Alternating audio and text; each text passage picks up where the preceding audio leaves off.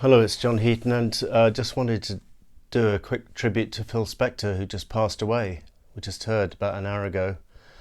Sad news, he was in his early 80s, so not a bad age. I'm a bit in two minds as to whether to do this video because he is a convicted murderer, but I'm going to concentrate just on the music for this video and like to pay tribute to the so-called wall of sound that he invented, and it wasn't his own expressions, it was coined by someone else, but those early 60s hits by the Ronettes and others, Teddy Bears, are timeless classics, and probably closest to my heart is the work he did with George Harrison and John Lennon in the early 70s, plus the fact that he produced the final Beatles album, Let It Be.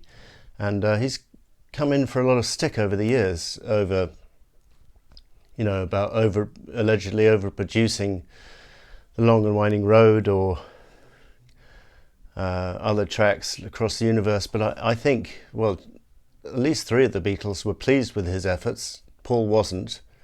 But I think Long and Winding Road on its own, the naked version, cries out for some kind of embellishment, and maybe Spector went a bit over the top, but most fans absolutely loved that version, and that was the version which turned up on the Blue Album after all. And I think even Paul admitted that in his old age he quite liked it, or he didn't mind it too much. The strings are heavy, but they're effective, and it's a very sentimental McCartney love song crying out for strings, and I always loved that song growing up. I never had any problem with it.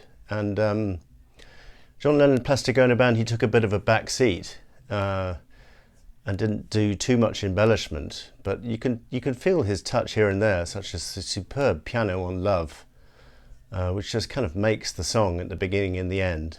And earlier he'd done Instant Karma for John, which had one of the best sounding Lennon records of all time, and that the drum sound he got from Alan White, I mean, it was superb playing from Alan White, obviously, but the way it was mixed, the drums were loud, the vocals were loud, and he didn't give a crap about stereo. He just, as Lennon said, he just recorded it. Does it sound good in mono? Let's go. And he overdubbed 4 pianos on that track, which is, I suppose, similar to the kind of wall of sound he was accused of, but it really works on that track. Now, All Things Must Pass is probably the most controversial, well, apart from Let It Be. Again, he always seemed to attract controversy, but I think All Things Must Pass, some people say it's overblown, the production, but a lot of the numbers are just very tastefully produced and with no embellishment, such as Beware of Darkness, If Not For You, Run of the Mill with some tasty horns, I'd Have You Any Time, Behind That Locked Door, I Dig Love. There's only about 5 songs where he goes over the top, maybe, like Waiting on You All or Wah Wah, or Isn't It a Pity, or My Sweet Lord, but one can argue that those songs cried out for some kind of majestic production, and one could actually write an essay, probably, about whether the song Wah Wah would have been better with just the stripped down instrumentation, with Klaus' bass being more audible, or whether the finished version is the definitive version. And I'm kind of torn. I'm looking forward to the All Things Must Pass reissue coming out this year, but I find it hard to see how it's going to improve that much on Spector's production. I think he did a majestic job on All Things Must Pass, and I don't know why the critics, maybe Waiting on You All was a bit Let It Down were a bit over the top production wise, but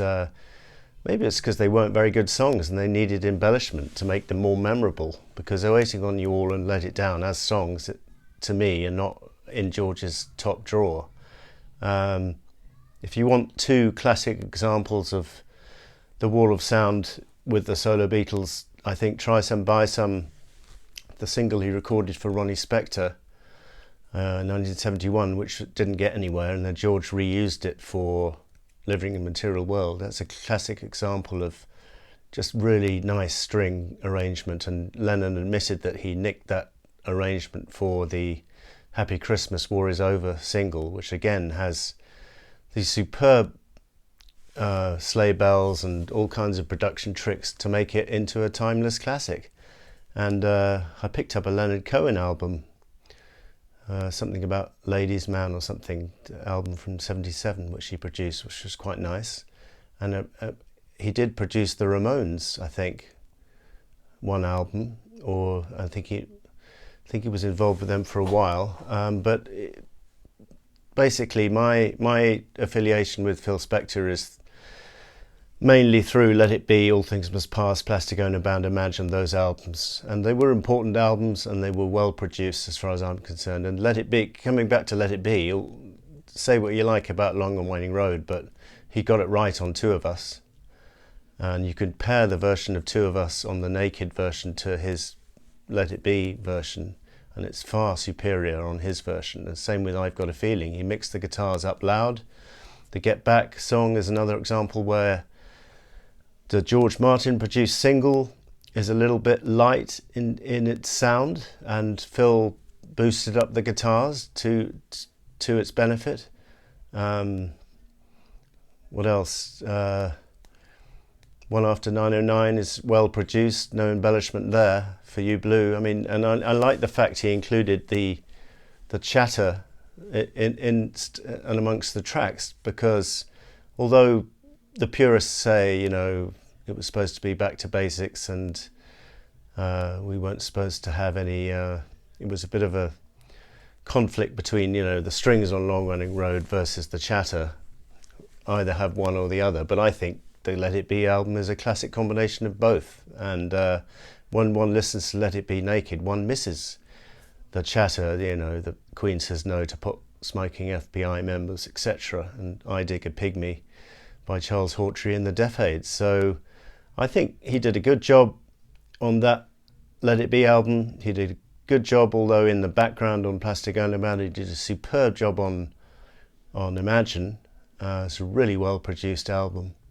He also produced Concert for Bangladesh, All Things Must Pass, as we said.